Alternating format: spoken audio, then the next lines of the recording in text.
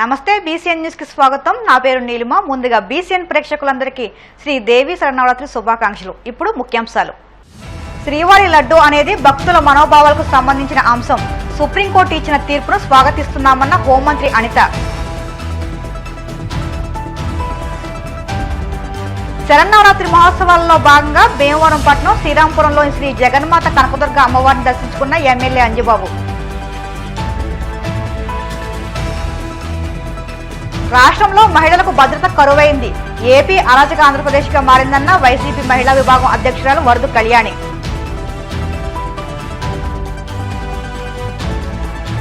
తిరుమల శ్రీవారి బ్రహ్మోత్సవాలకు వైభవంగా అంకురార్పణ. ఉత్సవాల్లో మొదటి రోజు రాత్రి పెద్ద శేషవాహనంపై విహరించిన మలయప్ప స్వామి. విజయవాడలోని సత్యనారాయణపురంలోని ETT south central railway general manager Arun Kumar Jain railway అధికారులతో కేంద్ర మంత్రులు భూపతిరాజు శ్రీనివాస్ వర్మ, పెమ్మసాని చంద్రశేఖర్, ఆంధ్రప్రదేశ్ ఎంపీల బృందంతో కలిసి సమీక్ష సమావేశం నిర్వహించారు. రాష్ట్రంలో కొనసాగుతున్న రైల్వే ప్రాజెక్టులు, కనెక్టివిటీ, మౌలిక సదుపాయాలు మెరుగుపరచడం, పర్యాటకాన్ని ప్రోత్సహించడంపై దృష్టి సారించడంపై చర్చించారు. ప్రజాప్రతినిధులమంతా కలిసి ప్రజల ప్రయోజనం కోసం రైల్వే సేవలను మెరుగుపరచడం, ప్రాంతీయ వృద్ధిని పెంచడం లక్ష్యంగా పెట్టుకున్నామని కేంద్ర ఉక్కు, భారీ పరిశ్రమల శాఖల సహాయ మంత్రి భూపతిరాజు శ్రీనివాస్ వర్మ చెప్పారు. తిరుమల లడ్డు వివాదంపై 5 సభ్యులతో కూడిన స్వతంత్ర సిట్ ఏర్పాటు చేయాలని సుప్రీంకోర్టు ఇచ్చిన తీర్పును స్వాగతిస్తున్నట్లు ఏపీ హోంమంత్రి వంగలపూడి అనిత తెలిపారు. సిట్లో సిబిఐ నుంచి 2, ఏపీ ప్రభుత్వం తరపున 2, FSSAI నుంచి 1 సభ్యులుగా ఉండాలని సూచించడంపై ఆమె హర్షం వ్యక్తం చేశారు. అనకాపల్లిలో ఆమె మీడియాతో మాట్లాడుతూ శ్రీవారి లడ్డు అనేది భక్తుల మనోభావాలకు సంబంధించిన ముఖ్యమైన అంశమని, సిట్ ఏర్పాటుతో స్వామివారి భక్తులు, ప్రజలకు వాస్తవాలు తెలుస్తాయన్నారు. విజిలెన్స్ ఎంక్వైరీ అంటే వైసీపీ నేత వైవి సుబ్బారెడ్డి ఎందుకు భయపడుతున్నారో చెప్పాలని ఆమె డిమాండ్ చేశారు. ఈ 100 రోజుల్లోనే మా జాతకం చెప్పేస్తాడు ఆయన. ఈ 100 రోజుల్లోనే బయటకు వచ్చి ఎక్కడో జైలుకి వెళ్ళి ఈ జైలుకి వెళ్ళి పరామర్శించి రావడం కాదు. రమ్మనండి బయటకు వచ్చి చర్చకి నేనే అడిగాను, రావయ్య బాబు చర్చకి రా మాట్లాడుకుందాం.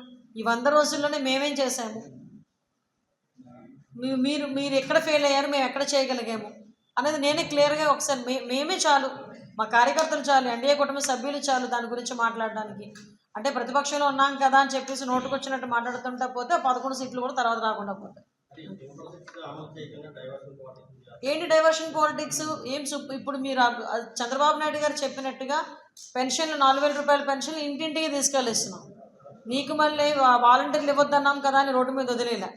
సెక్రటేరియట్ స్టాఫ్ అని తీసుకుంటున్నాము. 1వ తారీఖు కల్లా 1వ తారీఖు ఆదివారం వస్తే ముందు రోజైనా పెన్షన్ ఇచ్చే కార్యక్రమాన్ని శ్రీకారం చుట్టాం. చెప్పింది చెప్పినట్టుగానే అన్నా క్యాంటీన్ ఓపెన్ చేసాం. చెప్పింది చెప్పినట్టుగానే ఇసుక విధానాన్ని ప్రవేశపెట్టాం. ప్రతి ఒక్కటి కూడా ల్యాండ్ టైటిలింగ్ యాక్ట్ రద్దు చేసుకున్నాం. ఇంకా చూసుకోవాలంటే ప్రతి ఒక్క ఆస్పెక్ట్లోని కూడా జనాలకు ఇబ్బంది లేకుండా చూసుకునే బాధ్యత మేము తీసుకుంటున్నాం. వాటిలో భాగంగానే సూపర్ 6లో కూడా భాగంగానే కొన్ని దసరాకి కూడా ఈ బస్సెస్కి సంబంధించి గ్యాస్కి సంబంధించి ఫ్రీ గ్యాస్ ఇవ్వడానికి కూడా గవర్నమెంట్ సిద్ధపడుతుంది. అంటే ఎక్కడా కూడా ఒకటి మాత్రం అర్థం చేసుకోవాలి. అంటే జగన్మోహన్ రెడ్డి పరిస్థితి ఎలా ఉందంటే, నేనే మొత్తం ఊడ్చేసాను కదా, ఇంకేముంది చంద్రబాబు నాయుడు గారికి ఇవ్వడానికి, చంద్రబాబు నాయుడు గారు ఎలా ఇస్తారు అని ఆలోచిస్తున్నాడు.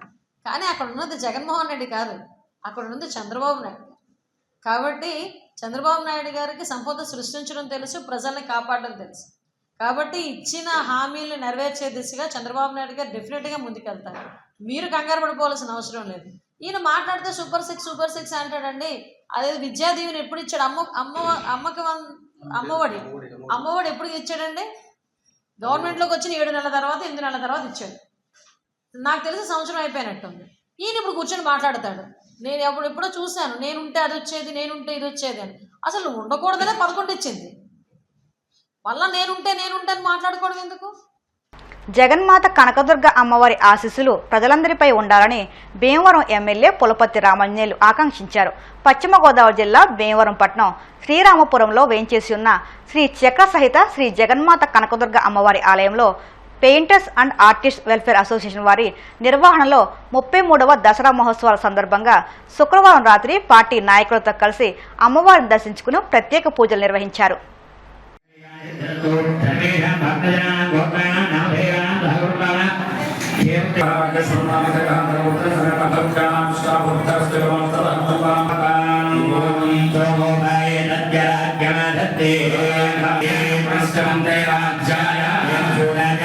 ఓం అఖిల లోకాశ్చర్యగణ సౌందర్య లీలా విలాస విఠలావిఠామహే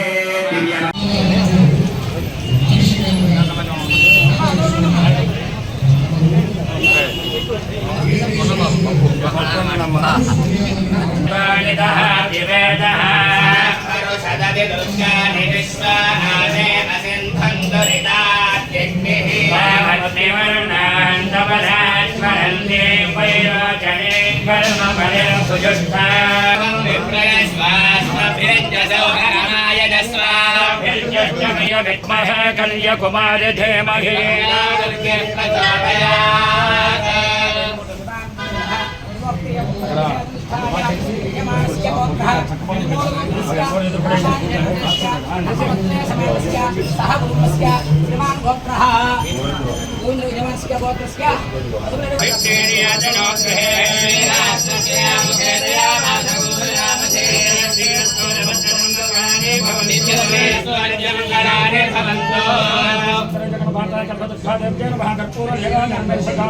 గోవింద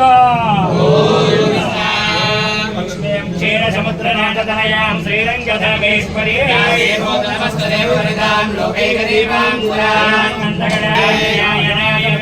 కన్యాకుమారి ధీమహి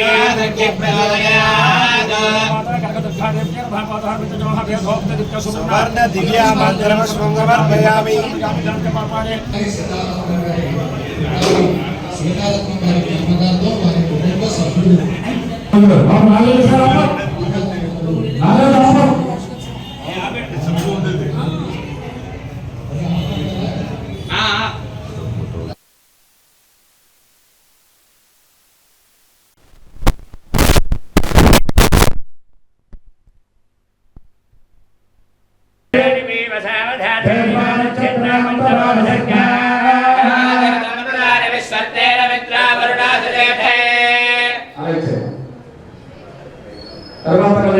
ఓకే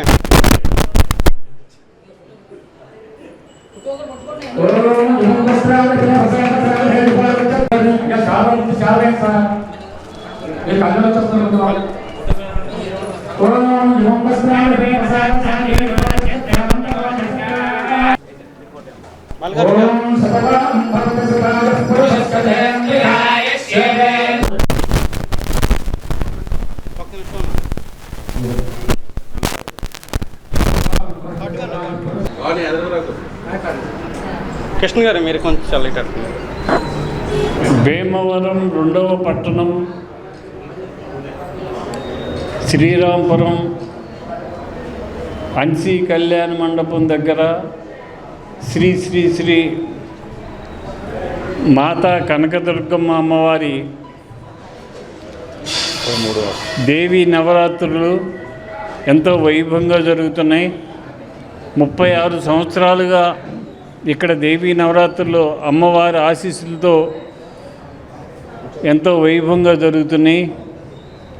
ఈరోజు అమ్మవారిని దర్శించుకోవడానికి భీమవరం పెద్దలు గోవిందరావు గారు, శేఖర్ గారు, హరి గారు, సత్యనారాయణ గారు పెద్దలందరూ కూడా వచ్చి అమ్మవారిని దర్శించుకొని అమ్మవారి ఆశీస్సులు పొందాలని, ఈ నియోజకవర్గ ప్రజలందరూ కూడా ఆయురారోగ్య ఐశ్వర్యాలతో ఉండాలని, సర్వజనులు సుఖంగా ఉండాలని, అమ్మవారు ఆశీస్సులు మన అందరి మీద ఉండాలని చెప్పి కోరుకుంటున్నాం.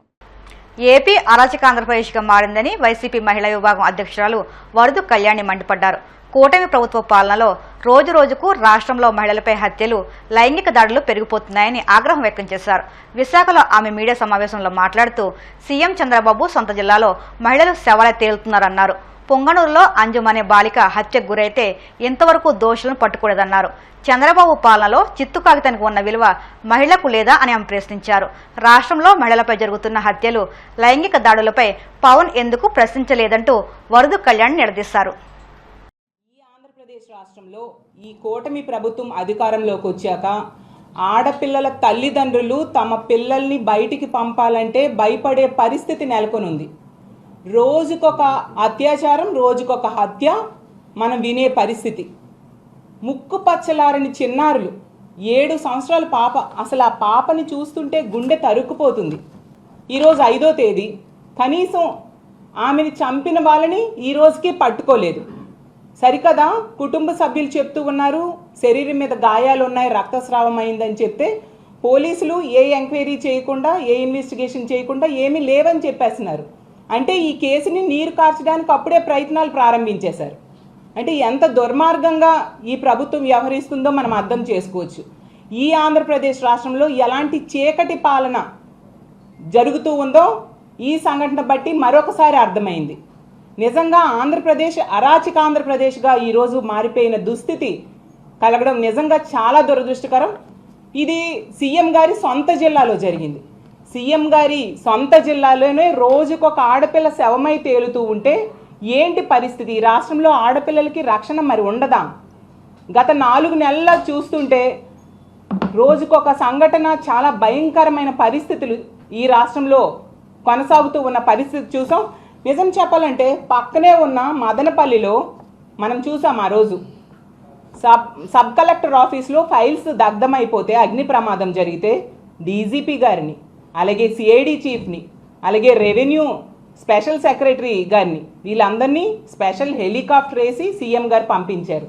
మరి ఈ సంఘటన జరిగింది ఆదివారం, కనిపించకుండా పోయింది. బుధవారం మృతదేహం దొరికింది. ఇప్పటి వరకు ఆ హంతకుల్ని పట్టుకోలేదు. మరి ఎందుకు? కనీసం సీఎం గారు వెళ్ళి ఆ కుటుంబానికి ఓదార్పునివ్వచ్చు కదా, ఎందుకు చేయలేదు? ఏమో పోనీ హోమ్ మినిస్టర్ గారినో డీజీపీ గారినో పంపొచ్చు కదా, ఒక ధైర్యం ఇవ్వచ్చు కదా. ఇన్ని సంఘటనలు జరుగుతున్నాయి ఈ రాష్ట్రంలో. అంటే కాలిపోయిన ఒక పేపర్స్కున్న విలువ ఈ రాష్ట్రంలో ఆడపిల్లల మాన ప్రాణాలకు ఈ కూటమి ప్రభుత్వంలో లేదు అనే విషయం క్లియర్గా మరొకసారి అర్థమైపోయింది. మొన్ననే చూసాం ఆ ముచ్చిమర్రి సంఘటన నంద్యాల జిల్లాలో. ఎంత దారుణం! 9 ఏళ్ల బాలిక పైన అత్యాచారం చేసి ముక్కలు చేసి కృష్ణానదిలో పడేశారు. ఆ తల్లిదండ్రులు హృదయ వేదన చూడలేకపోయాం. కనీసం హోమ్ మినిస్టర్ కానీ, డీజీపీ గారు కానీ, సీఎం గారు కానీ ఎవరూ పరామర్శకు వెళ్ళలేదు. అంటే ఆడపిల్లలంటే ఎంత చులకన భావం, వాళ్ళ ప్రాణాలంటే ఎంత చులకన భావం. ఈ ప్రభుత్వం వచ్చిన దగ్గర నుంచి కూడా ఎంతసేపు రెడ్ బుక్ రాజ్యాంగం అమలు మీద దృష్టి పెడుతుంది, అలాగే కక్ష సాధింపు చర్యల మీద దృష్టి పెడుతుంది తప్ప ఇలా ఆడపిల్లల మాన ప్రాణాలు కాపాడాలి అనే విషయం మీద వీళ్ళు దృష్టి పెట్టిన పరిస్థితి మనకి అడుగడుగునా కనిపిస్తుంది. ఇప్పుడు కాసేపు ప్రకటనలు.